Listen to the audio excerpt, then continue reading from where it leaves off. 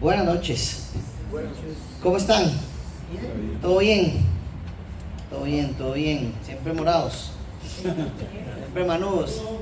Yo no, dice José, oígalo. Siempre manudo, José. ¿O no? Ya dejó de ser manudo. Bueno, familia, qué lindo estar aquí. Yo creo que a veces uno hace muchas cosas en automático y vive muchas cosas en automático y no aprecia algunas cosas, ¿verdad? Y empezar un año nuevo teniendo una iglesia en donde congregarse es una bendición. Empezar un año nuevo y decir, ay, yo no tengo que buscar iglesia este año, sino ya tengo un lugar en donde puedo ir el fin de semana con mi familia, con las personas que amo, eso es una bendición. Y a veces uno no lo aprecia porque uno está en automático. Y he conocido personas que dicen, uy, este año quiero conocer al Señor, pero no sé a dónde ir, no sé quién buscar, no sé con quién conectarme, no sé quién me puede ayudar en ese proceso. Y eso a veces es complicado y pasa medio año y terminó el año otra vez y ay, no fui nunca a ninguna iglesia, no fui nunca a un estudio bíblico, no fui nunca a conocer al Señor como yo quería, ¿verdad? Entonces es una bendición que hoy estemos acá. Démosle gracias a Dios, como decía Cris, como decía Checho ahora, darle gracias a Dios porque un año nuevo comenzamos juntos buscando al Señor. Y ese es el camino correcto. Y de eso quiero hablarles hoy. Hoy vamos a estar estudiando Hechos, capítulo 17, versículo 16 al 32. Hechos, capítulo 17, versículo 16 al 32. En diciembre hicimos una pausa al libro de Hechos, pero ya regresamos a estudiar el libro de Hechos. Entonces, recuerden que estuvimos en diciembre estudiando un poquito la vida de Jesús, quién es Jesús, el poderoso impacto que tiene Jesús sobre nuestras vidas y por qué lo celebramos en Navidad. Y ahora regresamos a conocer los viajes misioneros de Pablo. En eso estamos. Estamos estudiando los viajes misioneros de Pablo y lo que nos vamos a topar hoy es a Pablo en Atenas. Pablo está en Atenas, en una ciudad muy conocida, en una ciudad muy popular, y en medio de estar en esa ciudad y de circunstancias muy interesantes, Pablo va a hacer algo extraordinario y enseñarnos, Dios nos va a enseñar hoy algunas cosas muy bonitas que nos vamos a encontrar en Hechos capítulo 17 del versículo 16 al versículo 32. Si usted no tiene Biblia, vamos a proyectar los versículos acá, también en la aplicación de la Biblia de YouVersion, ahí puede encontrar el evento y va a encontrar los pasajes y las notas de este mensaje. Siempre es bonito arrancar el año, siempre es bonito en todos los proyectos que uno hace, ¿verdad? Como, bueno, ¿qué vamos a hacer este 2025? ¿Qué es lo que queremos hacer? Mi esposa y yo tenemos una junta familiar, decimos siempre a fin de año, y nos acomodamos un poquito para decir, bueno, cuáles son los planes que queremos desarrollar en el 2025. ¿Qué queremos hacer?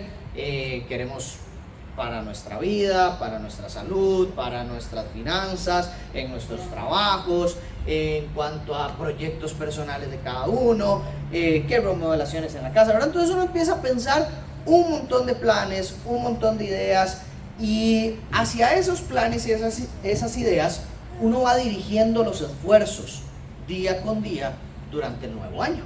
Y hoy yo quiero plantearles eso, hacia dónde están dirigiendo los esfuerzos y los sueños que ustedes tienen este 2025.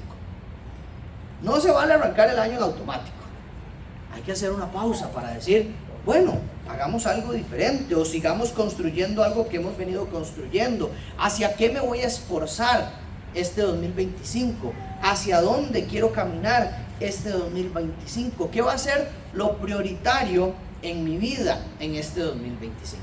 Hay un principio muy interesante y es que, por ejemplo, cuando usted agarra un tarro y en ese tarro usted, o yo lo veo para mí siempre en la cajuela del carro, cuando usted en la cajuela del carro tiene que echar un montón de chunches, a uno le han enseñado que primero mete lo más grande y después lo más pequeñito uno lo acomoda. Y eso es así. Si usted agarra un tarro de agua, un recipiente, un pichel, pongamos un pichel, y a usted le dicen tiene que echar algunos objetos y al final tiene que poder echar agua o arena, si usted llena el agua primero ya no le caben los objetos. Uno tiene que primero echar los objetos más grandes en ese pichel luego los objetos medianos, luego los objetos pequeños y finalmente lo más chiquitito, la arena y el agua. Y así usted hace que todo quepa. Pero cuando uno empieza al revés, no cabe lo más grande.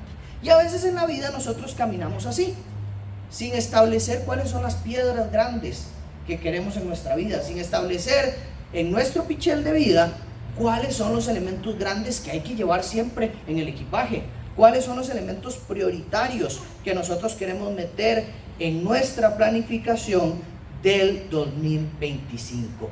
¿Qué es lo importante para usted este año? Es la pregunta. ¿Hacia dónde va a dirigir sus esfuerzos este año? ¿Va a dirigir sus esfuerzos hacia las cosas de Dios, hacia seguir la voluntad de Dios? ¿O va a dirigir sus esfuerzos hacia vivir su propia voluntad y sus propios planes? Hoy vamos a ver eso. Hoy vamos a estudiar una historia que nos invita mucho a replantearnos dónde está nuestro corazón, hacia dónde estamos apuntando, hacia qué nos esforzamos constantemente. Entonces vamos a leer Hechos, voy a leer todo el texto y después vamos a desmenuzarlo en 3 partes principales. Dice, mientras Pablo los esperaba en Atenas, ojo, mientras Pablo los esperaba en Atenas, su espíritu se enardecía dentro de él al contemplar la ciudad llena de ídolos. Así que discutía en la sinagoga con los judíos y con los gentiles temerosos de Dios, y diariamente en la plaza con los que estuvieran presentes. También discutían con él algunos de los filósofos epicúreos y estoicos, y algunos decían, ¿qué quiere decir este palabrero? Parece ser un predicador de divinidades extrañas. Decían otros, porque les predicaba Jesús y la resurrección. Entonces tomaron a Pablo y lo llevaron al Areópago, diciendo, ¿podemos saber qué es esta nueva enseñanza que usted proclama? Porque lo oímos decir cosas extrañas. Por tanto, queremos saber qué significan. Pues todos los atenienses y los extranjeros de visita allí no pasaban el tiempo en otra cosa, sino en decir o en oír algo nuevo. Entonces, Pablo, poniéndose en pie en medio del Areópago, dijo, varones atenienses, percibo que ustedes son muy religiosos en todo sentido, porque mientras pasaba y observaba los objetos de su adoración, hallé también un altar con esta inscripción, al Dios desconocido. Pues lo que ustedes adoran sin conocer, eso les anuncio yo. El Dios que hizo el mundo y todo lo que en él hay, puesto que es el Señor del cielo y de la tierra, no mora en templos hechos por manos de hombres, ni es servido por manos humanas, como si necesitara algo, puesto que Él da a todos vida y aliento y todas las cosas. De uno solo, Dios hizo todas las naciones del mundo para que habitaran sobre la superficie de la tierra, habiendo determinado sus tiempos y las fronteras de los lugares donde viven, para que buscaran a Dios y de alguna manera, palpando, lo hallen, aunque Él no está lejos de ninguno de nosotros, porque en Él vivimos, nos movemos y existimos. Así como algunos de los poetas de ustedes han dicho, porque también nosotros somos linaje suyo. Siendo pues linaje de Dios, no debemos pensar que la naturaleza divina sea semejante a oro, plata o piedra, esculpidos por el arte y el pensamiento humano. Por tanto, habiendo pasado por alto los tiempos de ignorancia, Dios declara ahora a todos los hombres en todas partes que se arrepientan, porque Él ha establecido un día en el cual juzgará al mundo en justicia, por medio de un hombre a quien Él ha designado, habiendo presentado pruebas a todos los hombres cuando lo resucitó de entre los muertos. Cuando oyeron de la resurrección de los muertos, algunos se burlaban, pero otros dijeron, le escucharemos otra vez acerca de esto. Los últimos 2 versículos que los puse ahí dice, entonces Pablo salió de entre ellos, pero algunos se unieron a él y creyeron, entre los cuales estaban Dionisio, el areopagita, una mujer llamada Damaris y otros con ellos. Ese es el texto que vamos a estudiar hoy, vamos a profundizar en él y acompáñenme a orar y ya vamos a ir viendo versículo a versículo que nos está diciendo el Señor. Señor, gracias por tu palabra, gracias porque la tenemos con tanta facilidad. Te pedimos, Señor Jesús, que hoy nos guíes para estudiarla, para aprender de ella, para poder ser transformados por ella. Señor, te pedimos que lo que escuchemos, lo que leamos, lo que anotemos, no entre por un oído y salga por el otro, sino que llegue a nuestro corazón y eche raíces ahí, Señor, que podamos en la semana seguir estudiándolo, masticándolo, conociéndolo a profundidad para que seamos transformados verdaderamente por tu palabra, Señor.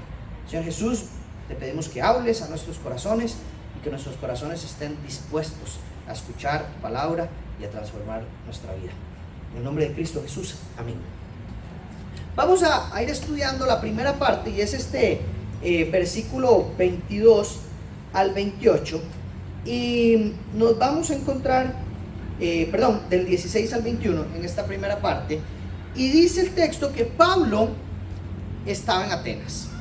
Pablo estaba en Atenas y dice que su espíritu enardecía dentro de él al contemplar la ciudad llena de ídolos. Ese es el primer versículo que nos vamos a topar. Y esta ciudad de Atenas es muy particular y aquí nos describen algunas cosas, ¿verdad? Pero esta ciudad tenía la costumbre, la filosofía de las ideas, ¿verdad? Ahí decía una parte del texto que todos los que estaban ahí lo que buscaban era escuchar algo nuevo o decir algo nuevo. Eso era el Twitter de estos años de Pablo, ¿verdad? Ahí la gente ponía sus comentarios, hacía sus planteamientos, sus filosofías, sus ideas, sus ideologías, sus posturas, se presentaban en este lugar. Y ahí habían personas que decidían seguir una u otra postura y de acuerdo a eso, tal vez continuaban el camino con ese maestro y seguían aprendiendo de esas filosofías o de esas ideas. Eran personas que se consideraban ellos mismos muy sabios, que se consideraban muy inteligentes y que prácticamente lo que hacían era filosofar acerca de las preguntas difíciles de la vida. ¿De dónde venimos? ¿Cuál es el propósito que tenemos? ¿Hacia dónde vamos? ¿Cómo existimos? ¿Existe o no existe un Dios? ¿Cuál es el propósito de la vida? Entonces esas eran las preguntas constantes que se hacían en este lugar. Y lamentablemente esta búsqueda de propósito, esta búsqueda de sentido, esta búsqueda de respuestas había culminado en una ciudad llena de ídolos. Personas que habían contestado a sus preguntas con una gran cantidad de ídolos por todas partes. Y dice el texto que Pablo sentía dolor y enojo en su corazón por ver a las multitudes adorar a ídolos muertos. Qué interesante lo que vemos aquí, y ya empezamos a ver algunas cositas que quiero que nos traigamos a nuestra vida. Pablo no está en una ciudad simplemente paseando. Pablo, aunque está en una ciudad que tal vez no es su ciudad donde vive, no es la ciudad en la que está su iglesia, no es la ciudad en la que come siempre, él dice ahí que estaba esperando a otros. Dice, mientras Pablo los esperaba. ¿Y a quién estaba esperando? Estaba esperando a Timoteo, que se había quedado atrás en la ciudad porque lo habían sacado a él y ahora estaba esperando que Timoteo llegara a Atenas. Entonces Pablo, mientras espera, no es que está ahí sentado haciendo nada. Y eso es una de las cosas que más me gusta. Pablo, mientras espera, está buscando la forma en la que puede llevar a Dios a las personas. Pablo, mientras espera, está buscando la forma en la que Cristo pueda ser conocido. Pablo, a todo lugar al que va, sabe que tiene un propósito sin importar las fronteras. Pablo, a todo lugar en el que está, sabe que tiene un llamado sin importar quién está alrededor de él. Y eso es lo que vemos aquí a Pablo.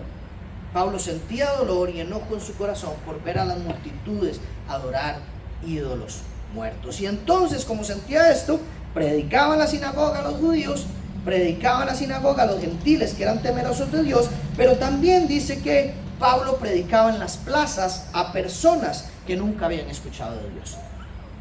Pablo aquí hace dos cosas. Una que es muy conocida, la de Pablo predicando en las sinagogas, lo hemos visto en todas las ciudades a las que él ha ido. Él en todas las ciudades a las que ha ido va a las sinagogas a predicar. Y en las sinagogas se topa con personas que ya conocen de Dios, pero que no conocen de Jesús. Entonces en las sinagogas predica a judíos que conocen de Dios y predica a gentiles que conocen de Dios, pero ninguno en esas sinagogas conoce de Jesucristo y conoce de la resurrección y conoce de la salvación que llega a las personas por medio de Jesucristo. Entonces Pablo está en las sinagogas enseñando eso. Pero aquí nos damos cuenta que Pablo encuentra un público diferente, que no está en las sinagogas, sino que está en las plazas públicas. Y nos dice el texto que Pablo también predicaba a esas personas en las plazas públicas. Y esas personas en las plazas públicas no eran personas que conocían a Dios. Eran personas que eran totalmente desconocedoras de Dios, sino que eran estos que tenían un montón de filosofías, un montón de pensamientos distintos. Y entre esos nos plantea el texto que hay dos grupos, los epicúreos y los estoicos. Eran dos grupos de personas que tenían su forma de pensar y de ver el mundo y tenían una filosofía cada uno, y lo que hacían era discutir cuál era la verdadera. Si era la filosofía de los epicúreos o era la filosofía de los estoicos. Y por ejemplo, lo que plantea los epicúreos es que la felicidad, ojo, la felicidad se encuentra en la búsqueda del placer y la ausencia del dolor. Ese era el planteamiento de los epicúreos. La felicidad se encuentra en la búsqueda del placer y la ausencia del dolor. Entonces ellos tenían una visión muy materialista del universo, muy materialista de las cosas, de que lo que yo tengo y me genere placer, esa es la felicidad, y mientras yo no sienta dolor, entonces todo en mi vida está bien y no me importa lo demás. Yo tengo que buscar siempre el placer, sentirme bien. Mientras que los estoicos, por otro lado, lo que hacían era más bien pensar que la felicidad se encontraba en ser disciplinado, en tener la razón, en alinear su vida con las reglas de la naturaleza. Esa era la posición. Entonces unos eran como, yo lo que busco es placer absoluto, y los otros decían, no, a mí no me importa el placer, a mí me importa ser disciplinado, ¿verdad? Entonces uno era como sacrificarse a sí mismo por la disciplina, y los otros grupos eran, no me importa nada de eso, yo lo que quiero es sentir placer y vivir el placer. Entonces eran posiciones bien contrarias, en donde ambos grupos representan cuáles son las tendencias filosóficas de esta época, que eran bien contrarias, pero siempre estaban buscando respuestas a las cuestiones fundamentales de la vida humana. Entonces ellos conversaban y discutían y discutían y discutían, ¿verdad? Por ejemplo, los epicúreos no pensaban en dioses, no pensaban en leyes absolutas. Ellos pensaban que ellos mismos eran sus dioses y el placer era el centro de todo, mientras que los estoicos eran más de pensar, tiene que haber algo trascendente que establece esas normas que uno tiene que seguir. Y hay que seguir esas normas, aunque no conozcamos de dónde vengan. Entonces, esas son las dos posiciones que nos plantean en estos grupos. Y vemos a Pablo que en medio de esto, él estaba enseñando en las plazas públicas a estas personas, hablando en medio de estos filósofos. Y aquí quiero traer algo a nuestra vida.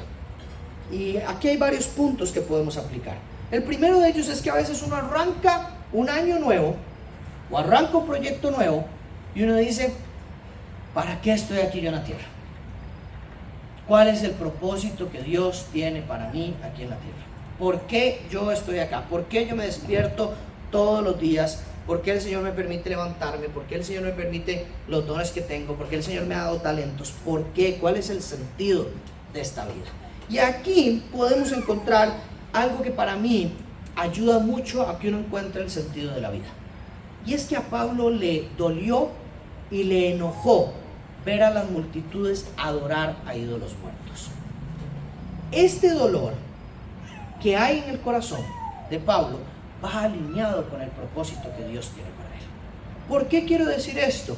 Porque cuando hay cosas que a uno le duelen, cuando hay cosas que a uno le lastiman y cuando hay cosas que a uno le enojan que pasen, probablemente es algo que Dios ha puesto en el corazón, que es algo que uno tiene que ayudar a que no pase más en este mundo. Yo he visto personas que dicen, a mí me duele mucho ver a los adultos mayores que nadie los acompaña. Entonces ha dicho, tiene que ser por ahí mi propósito. Y él ha dicho, si eso me duele a mí, yo no puedo esperar a que alguien más lo haga. Es a mí a quien me toca hacerlo. O he escuchado a otros que dicen, a mí me duele que hoy las iglesias no estén evangelizando en las calles. Y no se queda con a mí me duele y se queda todo el tiempo, sino que dice, entonces yo lo voy a hacer. Porque eso, si eso a mí me duele, es porque el Señor me está invitando a hacerlo. Si a mí me duele ver muchachos jóvenes en las universidades que los están enredando con un montón de enseñanzas raras como estas de los estoicos y los epicúreos, entonces yo me muevo para que esos estudiantes universitarios escuchen algo diferente. Normalmente, lo que a nosotros nos aqueja o nos duele en el corazón tiene que ver mucho con el llamado que el Señor nos ha dado.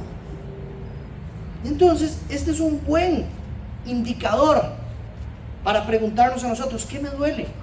¿Qué pasa en el mundo que a mí me duele? ¿Qué hay alrededor mío que me molesta? ¿Qué hay alrededor mío que me inquieta? ¿Qué hay alrededor mío que me genera una profunda tristeza y que yo desearía cambiar?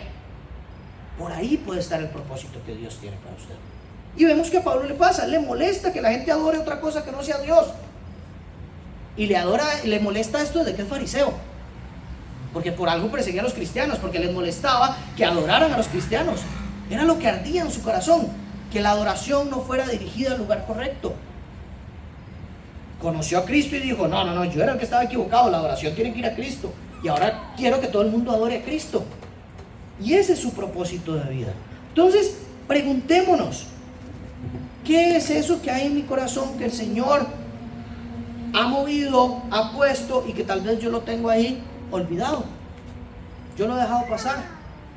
Yo he creído que es solo una loquera mía. Yo he creído que es solo una tontera mía. Y siempre lo digo, nosotros los cristianos somos los que transformamos el mundo. Somos la sal y la luz. Nos toca a nosotros. Es una responsabilidad hermosa que el Señor nos ha dado, de transformar el mundo con su mensaje. Y su mensaje empieza por las acciones que nosotros vamos haciendo. Por ayudar, por tocar una puerta para ofrecer una ayuda, por acompañar a alguien que está solo, por escuchar a alguien que no está siendo escuchado, por visitar a personas que nadie está visitando. Ahí empieza el derecho a que podamos predicar de Cristo. Entonces vemos a Pablo haciendo eso. En medio de su dolor, él dice: yo voy a ir a discutir. Yo voy a ir a discutir con los filósofos, yo voy a discutir con los epicúreos, yo voy a discutir con estos que están buscando la razón de su existencia, que están buscando el propósito. Yo voy a ir a hablar con ellos. Y otra cosa que veo en particular es el tema de los ídolos, y que en muchas ocasiones son esos grandes ídolos lo que obstruye que nosotros vivamos el propósito que Dios quiere que vivamos. Porque a veces es más grande el ídolo que lo que duele en el corazón. Ay, Señor, sí, a mí me duele ver a las personas necesitadas que no tienen que comer, pero el ídolo de mi estabilidad financiera es mucho más grande que el dolor. El ídolo de mi temor al que dirán es más grande que las ganas que tengo que ayudar. El ídolo que tengo en mi corazón que me dice: yo no puedo, o me voy a ver mal, o qué vergüenza, o ese temor que usted tiene en su corazón, que se ha convertido en algo tan grande que usted ya sirve a ese temor, no le permite a usted vivir el propósito que Dios tiene para usted. Entonces vemos eso, una ciudad llena de ídolos, una ciudad que tal vez para nosotros los ídolos no son como en ella, que eran estatuas, pero una ciudad que está tan distraída del verdadero Dios por el dinero, por el trabajo, por las relaciones, por las ambiciones, por los placeres de cada uno de los que estaban ahí. Se parece un poco a nuestra sociedad. Una sociedad que ama el placer y que busca todo lo que puede para sentirse bien, pero lo está buscando en ídolos muertos y adora a ídolos muertos. ¿Cuáles son los ídolos que tengo yo? ¿Dónde estoy buscando seguridad? ¿Dónde estoy buscando sentido? ¿Dónde estoy buscando sentirme bien? ¿Qué es lo que hago para sentirme bien? Cuando vemos esta primera parte, tenemos que traer a nuestra vida que hay que ser sensibles, que tenemos que pedir al Señor, al Espíritu Santo: Señor, danos sensibilidad para poder identificar cuáles son nuestros ídolos. Danos sensibilidad para identificar las áreas en donde hemos reemplazado a Dios y hemos puesto cualquier otra cosa. Danos sensibilidad para decir: ¿será mi esposo un ídolo, mi familia un ídolo, mi carro un ídolo, mi trabajo un ídolo, mis finanzas un ídolo, mi iglesia un ídolo, mi servicio un ídolo? ¿Qué he puesto como un ídolo? Porque ese lugar le corresponde solamente a Dios. No tendrás otro Dios. No tendrás otro Señor. Eso es lo que el Señor nos ha mandado. Y estos ídolos se convierten en señores, porque Señor es a quien uno sirve. Y si yo vivo sirviendo al dinero, al trabajo, al miedo, a mis amigos, a las relaciones, a lo que la gente dice, entonces se ha convertido en mi Dios, porque los sirvo más a ellos, aunque Dios me dice que haga otra cosa. Entonces, ojo con eso, porque empezar el 2025 sin identificar que hay ídolos en mi corazón y que están distrayéndome del propósito que Dios tiene para mi vida, es empezar mal el año. Necesitamos que hoy este mensaje llegue a nuestro corazón para decir: Dios, ayúdame que este sea un año de matar ídolos. Ayúdame que este sea un año de quitar los ídolos de mi vida. Mentira, que hoy usted dice: Señor, quita todos mis ídolos y ya mañana se van a quitar. No. Es un trabajo, es un proceso que probablemente vamos a vivir hasta que el Señor nos lleve o venga. Pero tenemos que entender que hay que caminar de esta forma. Hay que caminar un día a la vez, identificando cuál es el ídolo que hoy el Señor quiere matar. Y mañana será otro, o será el mismo. Pero caminar un día a la vez dependiendo del Señor y preguntándole todos los días al Señor: Señor, ¿dónde estoy poniendo mi seguridad? Quiero ponerla en ti. ¿Dónde estoy poniendo mi esperanza? Quiero ponerla en ti. ¿En quién confío yo? Pedirle ahí, como iba Pablo, yo me imagino al Espíritu Santo en mi vida, como va Pablo ahí caminando por las calles viendo los ídolos. Deseo que el Espíritu Santo vaya por mi vida viendo los ídolos y diciendo: esto lo vamos a quitar, esto lo vamos a quitar, esto lo vamos a arrancar. Que sea así nuestra vida.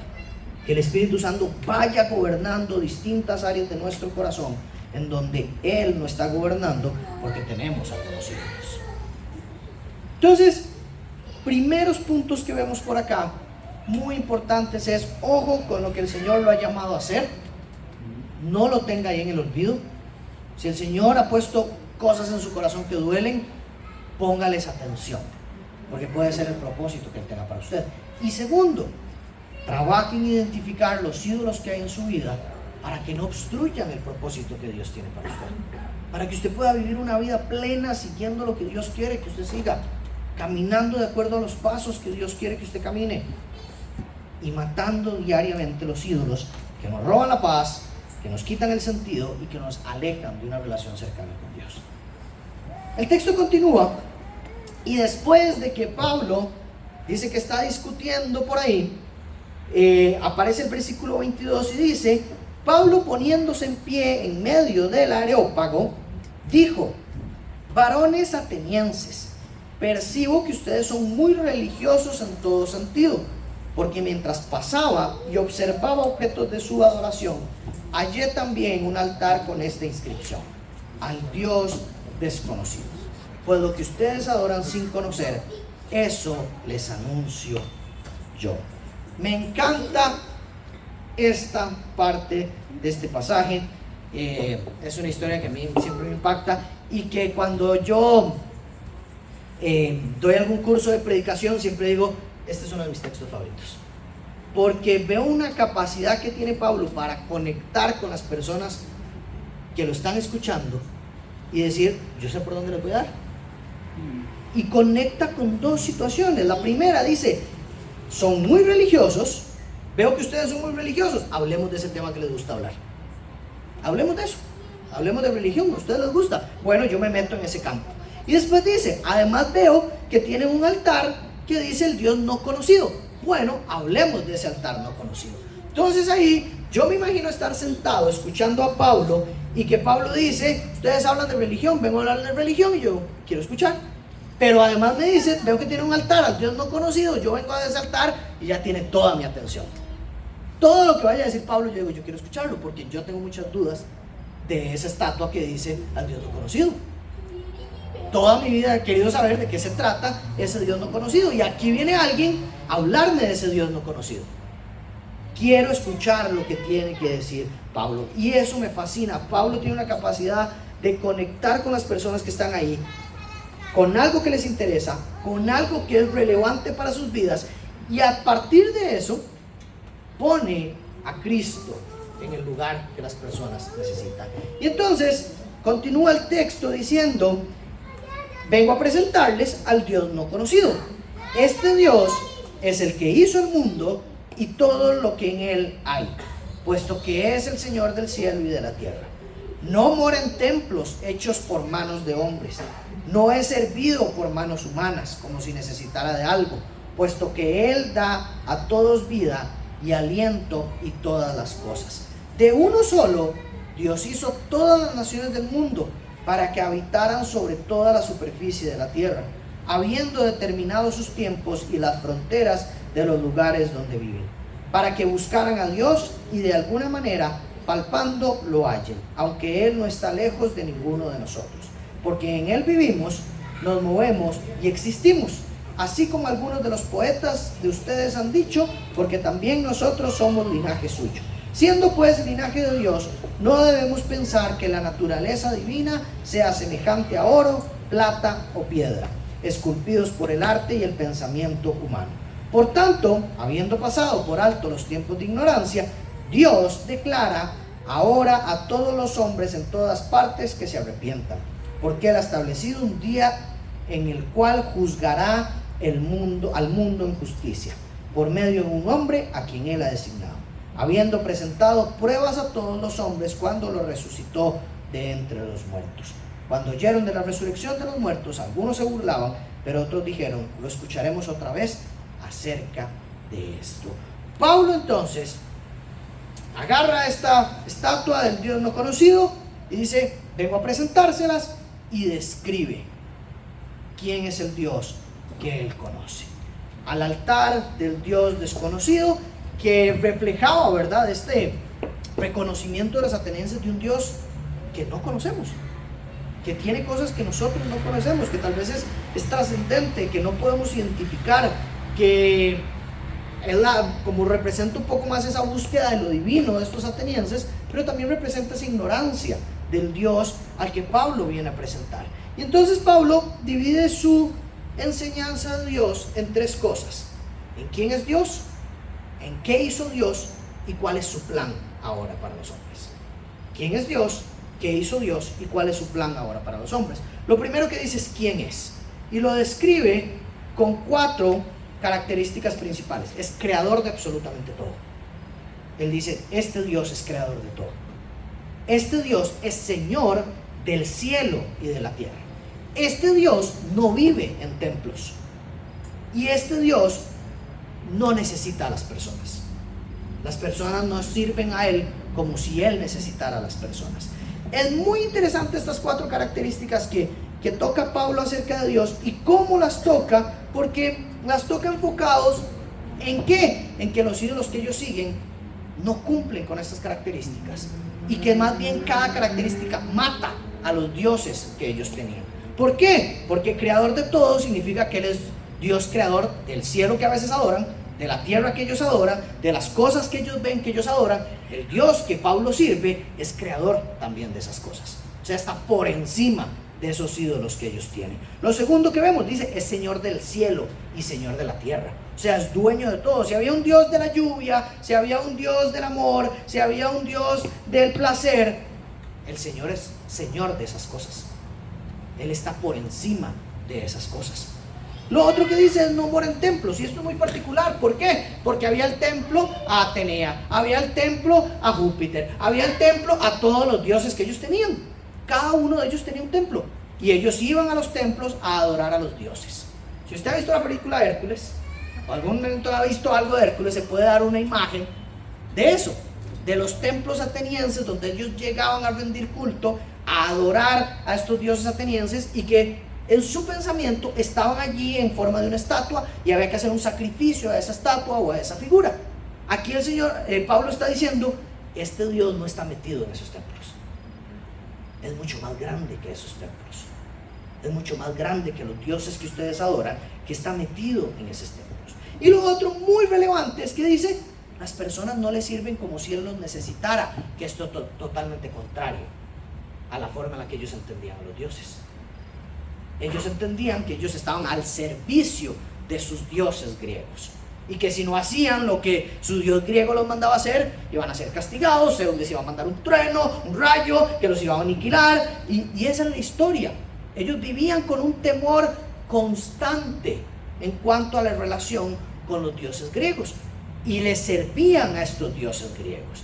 Entonces aquí vemos cómo Pablo dice, este Dios es muy distinto, está por encima de todos los dioses que ustedes conocen, y además da un sentido diferente a la vida y una dirección diferente a la vida, porque no se trata de la relación que ustedes tienen con esos dioses, sino que la relación con este Dios que yo les presento es muy distinta.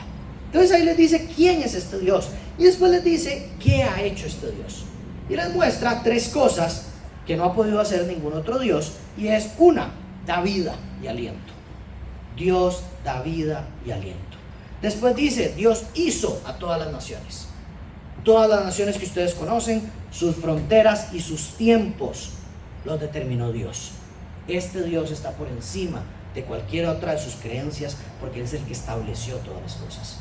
Él es el que determinó todas las cosas, el que ha establecido todas las cosas para cada una de las naciones. Y termina Pablo diciendo, y tiene un plan, no lo dice de esta forma, pero presenta un plan, y en este plan dice, pasó por alto los tiempos de ignorancia, pero ahora declara que todos los hombres se arrepientan. Pablo aquí está diciendo, este Dios es creador de todo, pero además les dio la vida a ustedes. Ustedes no lo conocían, ustedes eran ignorantes de este Dios, ustedes no tenían una idea de este Dios, pero Dios esta ignorancia la ha pasado por alto, no la ha visto como algo, lo voy a castigar por esta ignorancia, sino más bien la pasa por alto, la perdona, la deja pasar para que ahora ustedes puedan arrepentirse y cambiar su forma de vivir. Ese es el plan de Dios. Y además termina diciendo, porque de este Dios ha establecido un día en el que va a juzgar a todos los hombres. ¿Qué? Vamos a ver algunos otros detalles que hay ahí dentro, pero eso es básicamente la estructura o el esqueleto de lo que presenta Pablo. ¿Quién es Dios? El creador de todo, que hizo, ha dado vida, estableció las naciones y tiene un plan en el cual perdonó la ignorancia de ustedes, pero ahora les dice que se arrepientan, que cambien su forma de vivir. Y les plantea esto Pablo, un arrepentimiento genuino. Pablo les dice que Dios les pide ahora, este Dios que no conocen, les pide que haya un cambio en su mente, un cambio en su corazón, que dejen atrás los caminos que antes ustedes vivían y que ahora se vuelvan a este Dios conocido. Eso es lo que les está planteando. Pablo los llama a abandonar esta ignorancia espiritual y ahora a volverse al Dios verdadero. A decir, ese altar que decía el Dios no conocido, yo ya lo conozco. Y ahora me arrepiento de verlo como alguien desconocido y ahora lo quiero conocer más y quiero seguirlo y quiero vivir para ese Dios. Eso es la propuesta que está planteando Pablo aquí. Y vemos que esto es muy importante. A veces a nosotros ya se nos olvida predicar el arrepentimiento, pero cuando vemos bíblicamente hay un pedido de arrepentimiento. Dios declara que los hombres se arrepientan, es lo que dice el texto. No dice a Pablo se le ocurrió decirles que se arrepintieran, o Pablo dice Dios dijo que el que quería se arrepintiera y el que no, que siguiera viviendo de su forma en la que está viviendo. No, aquí dice Dios declara ahora a todos los hombres que se arrepientan, de su ignorancia. El arrepentimiento es eso, es un cambio radical en la forma en la que nosotros vivimos para vivir como el Señor quiere que vivamos. El arrepentimiento es cambiar de dirección el carro y decir, si yo voy en esta dirección, hoy me arrepiento y cambio de dirección y voy en la dirección del Señor. No es seguir viviendo de la misma manera, no es seguir viviendo en la ignorancia. Pablo aquí no les está diciendo que se arrepientan de un montón de cosas, no, él específicamente está hablando, arrepiéntanse de esta ignorancia que ustedes han tenido. Arrepiéntanse de no reconocer a Dios. Arrepiéntanse de la idolatría en la que ustedes están viviendo y reconozcan a Jesucristo como Señor y Salvador. Y este es un mensaje que a veces uno piensa, claro, es que el arrepentimiento es para los no creyentes, pero no, el arrepentimiento es para los creyentes también. Cada uno de nosotros tiene ídolos, como hemos dicho, de los cuales tengo que arrepentirme diariamente y decir, voy a cambiar de dirección, voy a cambiar de dirección, voy a dejar la dirección de este ídolo, voy a cambiar la dirección. Todos los días hay que matar eso, y eso es vivir en arrepentimiento. No decir como no, ya este ídolo lo voy a dejar ahí, no lo puedo matar, ahí se va a quedar toda mi vida con él, no lo voy a cambiar. No, vivir en arrepentimiento es decir, voy a cambiar esto. Voy a vivir conociendo lo que Dios quiere en esta área de mi vida. Me está yendo pésimo en las relaciones. Bueno, probablemente estoy siguiendo ídolos y no lo que Dios quiere que yo haga en las relaciones. Me está yendo pésimo en las finanzas. Probablemente estoy siguiendo ídolos y no lo que Dios quiere que yo haga en las finanzas. Me está yendo pésimo en el trabajo. Lo mismo. Nosotros a veces seguimos atrapados en idolatrías, en placeres temporales, en ocupaciones, en distracciones. Y hoy el primer paso es arrepintámonos de eso y caminemos en los pasos de Cristo. Arrepintámonos de eso y vivamos para el Señor Jesucristo. ¿Por qué? Porque no solo hay un tema de una mejor vida, sino que el Señor ha establecido un día para juzgar y dice que este juicio es por medio de Jesucristo. Jesucristo, el hombre que Él resucitó. Jesús resucitó y le está diciendo aquí Pablo a los atenienses, vean, su ignorancia va a ser juzgada un día. Mejor dejen esa ignorancia, sigan a Jesús y va a estar todo bien el día del juicio. Pero si ustedes siguen viviendo con este montón de ídolos y adorando este montón de ídolos, no les va a ir bien el día del juicio. Porque créanlo o no, este Dios tiene un juicio donde Él va a establecer su justicia, y esta justicia la estableció a través de este hombre que resucitó, y es la base para la salvación de los que creen. Entonces, atenienses, decidan, ¿van a creer en Jesús y dejar de vivir por sus ídolos, o van a seguir adorando a sus ídolos y olvidándose de este Jesús? Dice Juan 5:24, y es Jesús diciendo, el que oye mi palabra y cree al que me envió, tiene vida eterna y no viene a condenación, sino que ha pasado de muerte a vida. Y Juan 3:18 dice, el que cree en Él, está hablando del Hijo del Hombre, del Hijo de Dios, no es condenado, pero el que no cree ya ha sido condenado, porque no ha creído en el nombre del unigénito Hijo de Dios. Es muy interesante cómo nuestra sociedad ahora, en medio de tantos ídolos que tiene, uno de sus ídolos es tener la paz con todo el mundo. Y a veces ese tener la paz con todo el mundo es, usted cree en el Dios que usted quiera, yo creo en el Dios que yo quiera, y todos vamos a vernos en el cielo. Y eso es falso. Y la gente quiere vivir bien con eso. Y eso es falso. Eso es muy falso. Porque la única forma de vernos en el cielo es creyendo en Jesucristo. Ya, el otro día yo hablaba con una persona no creyente, ha tenido una pésima relación con la iglesia, tiene un hermano sacerdote que lo ha tratado pésimo toda la vida, entonces por ahí va su rencor con todo lo que tiene que ver con Dios. Y estábamos hablando de Jesús y él decía sí, y él llevaba la conversación siempre, sí, pero a Dios, no queriendo aceptar a Jesús como el Hijo de Dios. Y él decía como no, pero al final yo creo que por todo lo que nosotros hacemos bueno o malo, vamos a tener una recompensa, y de eso se va a tratar nuestra eternidad, si es que hay eternidad, decía él, porque amemos o no a las personas. No, eso no es verdad. La realidad es que va a haber eternidad buena o eternidad mala, y esa eternidad buena o mala depende de cuál es su posición con respecto a Jesús. Esa es la verdad. Porque aquí dice claramente el texto que el que no cree ya ha sido condenado, pero el que cree no tiene condenación. Entonces, cuando hablamos del juicio de Dios, la base de la salvación en ese juicio es decir, yo creo en Jesucristo. No hay juicio y condenación para los que creen en Jesucristo. Y esa es la certeza. Imagínense estar delante de un juez y que va a empezar el juicio y que usted nada más dice, yo creo en Jesucristo, ya terminó el juicio, pase. Listo. No hay nada más que decir. Pero él ha hecho un montón de cosas malas, él ha hecho un montón de cosas terribles, él hizo... Sí, pero cree en Jesucristo, pase. Ese es el juicio del que está hablando aquí Pablo.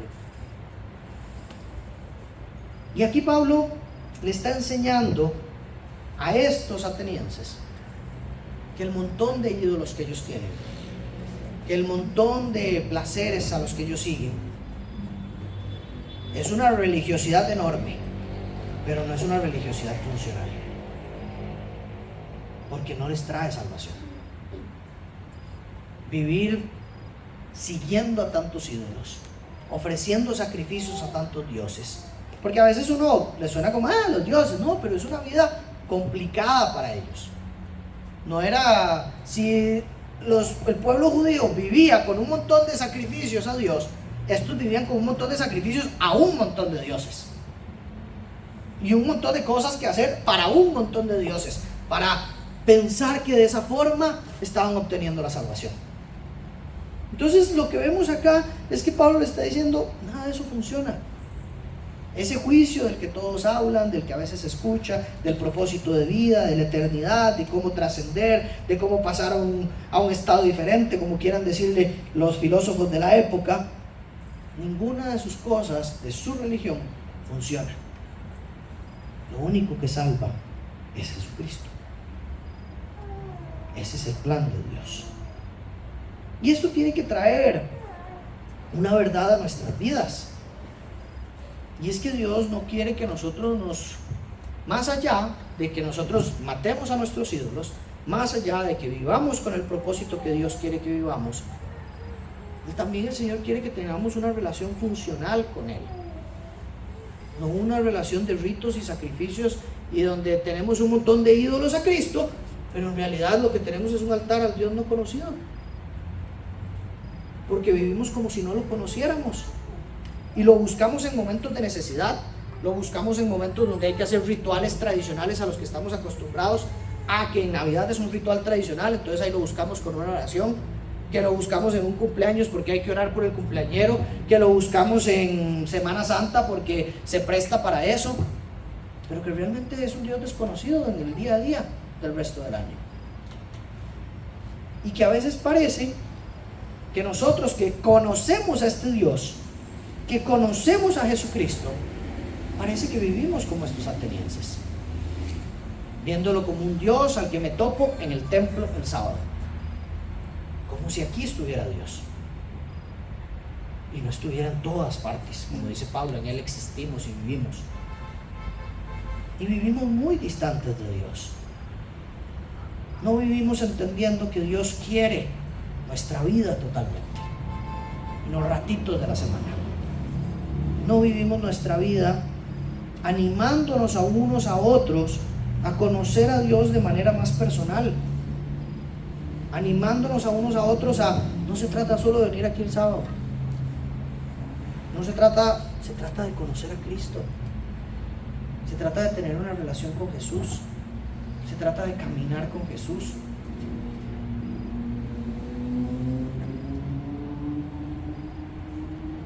Pablo, aquí en este texto, y con esto voy terminando, confronta la idolatría que tenían los atenienses y les dice, no piensen que esta divinidad es como el oro o la plata o la piedra. Y les dice eso para que entendamos que Dios es mucho más grande que eso. Yo me diría a mí mismo, es como, Andrés, no piense que Dios es como un cajero automático al que usted da cosas y recibe cosas. Yo meto mi tarjeta y recibo una cantidad de dinero, o meto acciones y tengo algo a cambio. No, así no funciona Dios.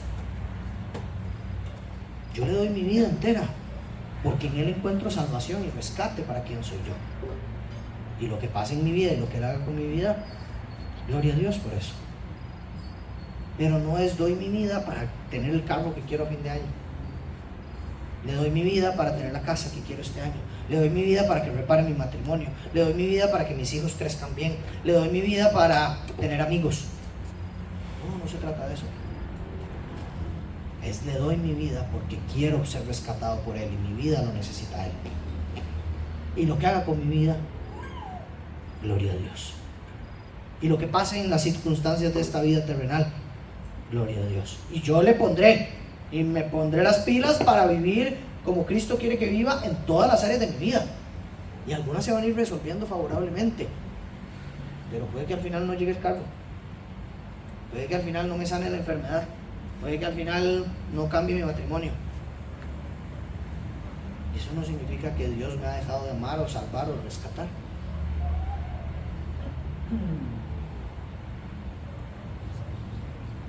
Hoy yo creo que me encanta este texto porque es una muy buena forma de empezar el año, diciéndonos a nosotros mismos: hey, cambiemos el rumbo. Si mi 2024, a una escala de 1 a 10 en cuanto a mi relación con el Señor, estuvo más cerca de 1 que de 10, cambiemos el rumbo. Cambiemos el rumbo. No con religiosidad, no le meta religiosidad a su semana o a su agenda. No, métale relación con Jesús. Oración, tiempo en su palabra, conocimiento de Él, tiempitos con Él, compartir con personas creyentes, pedir consejo de personas creyentes, ayudar a los necesitados, ser de bendición para miembros de la iglesia, ser de bendición para personas que están en otros lugares, ser de bendición para su familia. Vivamos como Jesús, caminemos como Jesús y que Él nos vaya enseñando en el día a día: Señor, aquí estoy, quiero relacionarme con vos y vivir para vos. ¿Qué vas a hacer conmigo hoy? ¿Cómo me vas a ir transformando? Que sea nuestra oración diaria: Señor, ¿cuál es la dirección de hoy? Como cuando uno se monta al carro y pone Waze. Dice: Señor, le dice Waze: bueno, ¿por dónde me va a mandar hoy? Que sea nuestra mañana: Señor, ¿por dónde me vas a mandar hoy? ¿Cuál es el camino? ¿Cuáles son los pasos? Yo quiero seguirte. Yo quiero vivirte. Muchas veces nuestro cristianismo no ha funcionado porque ha dejado de ser práctico, porque ha sido religioso, porque ha sido de venir a buscar a Jesús aquí al templo y no entender que lo podemos buscar en la casa y disfrutar montones en la casa. Lo que a veces uno siente bonito en un encuentro, en un campamento, en un retiro, en la iglesia, se puede sentir bonito todo el tiempo cuando buscamos a Jesús. Y vivir en paz, caminando de la mano con Él. Entonces hagámonos la pregunta: ¿dónde, Señor, necesito alinear mi vida este 2025 para caminar de acuerdo a tus principios, de acuerdo a tu verdad, de acuerdo a tu amor?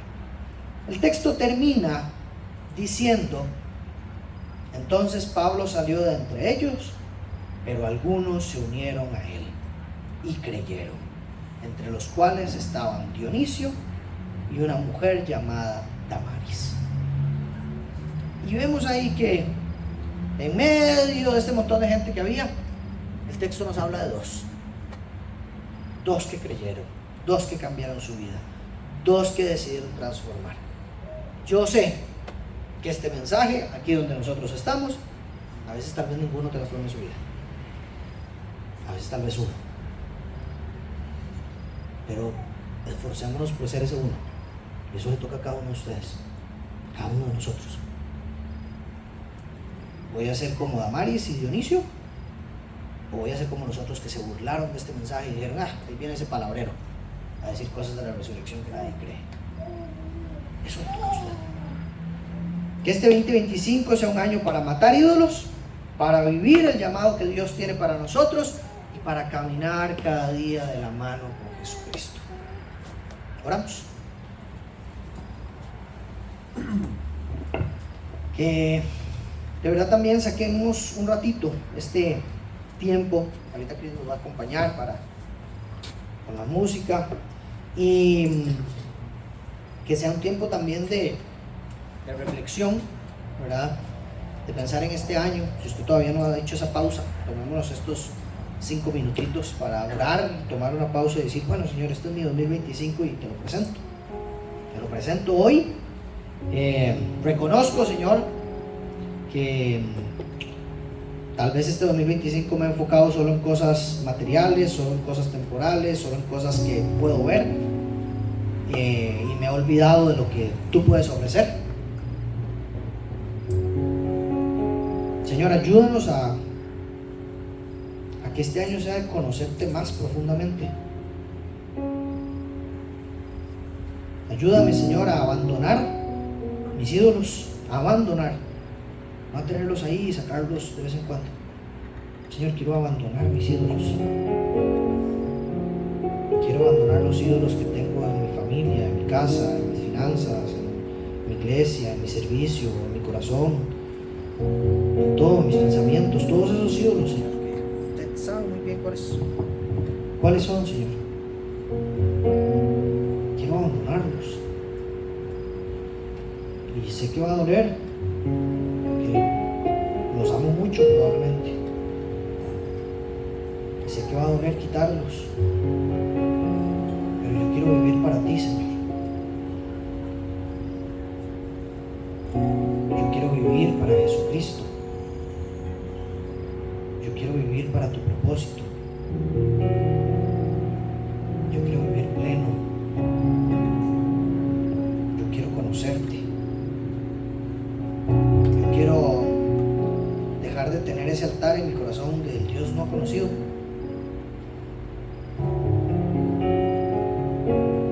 Quiero conocerte cuando estoy triste. Quiero conocerte cómo sos cuando estoy feliz. Quiero conocerte cómo sos cuando estoy pasando por una crisis. Quiero conocerte cómo sos cuando me va bien en el trabajo. Quiero conocerte cómo sos cuando hay una alegría en mi familia. Quiero conocer cómo sos cuando tiene un problema alguien de mi familia. Quiero conocerte en todas esas áreas. Sé que estás en todo, que yo me pierdo a veces, pero quiero conocerte más este año.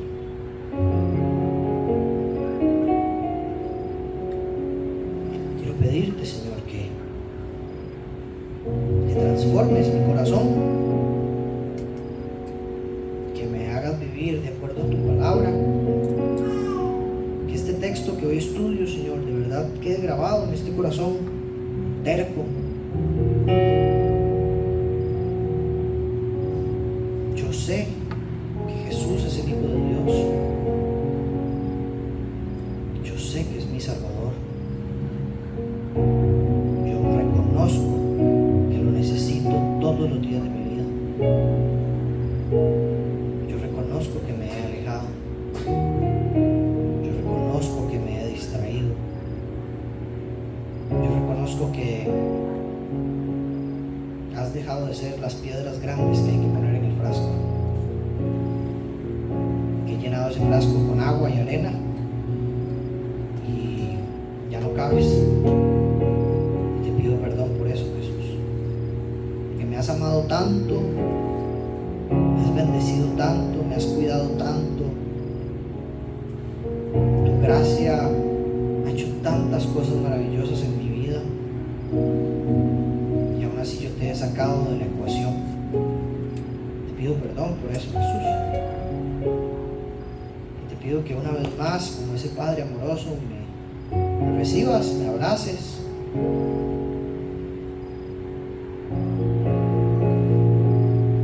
Me consueles, me levantes y me digas una vez más que aquí vamos. Que vas conmigo, que no estoy solo, que me sostienes, que me confortas, que me animas, que me perdonas, que me amas a pesar de lo que he hecho. Aquí estoy, Jesús, una vez más. Quiero rendir mi vida. Sé que no soy digno de tu gracia, no soy digno de tu perdón y de tu misericordia, no soy digno de que camines conmigo, pero creo en tu promesa de que caminas conmigo a pesar de mi pecado, que caminas conmigo a pesar de mi maldad, que caminas conmigo todos los días de mi vida, Jesús. Te amo, Señor. Te amo, Jesús. Te amo con toda mi vida. Te amo. Y en los tiempos buenos te amo, Señor. Y en los tiempos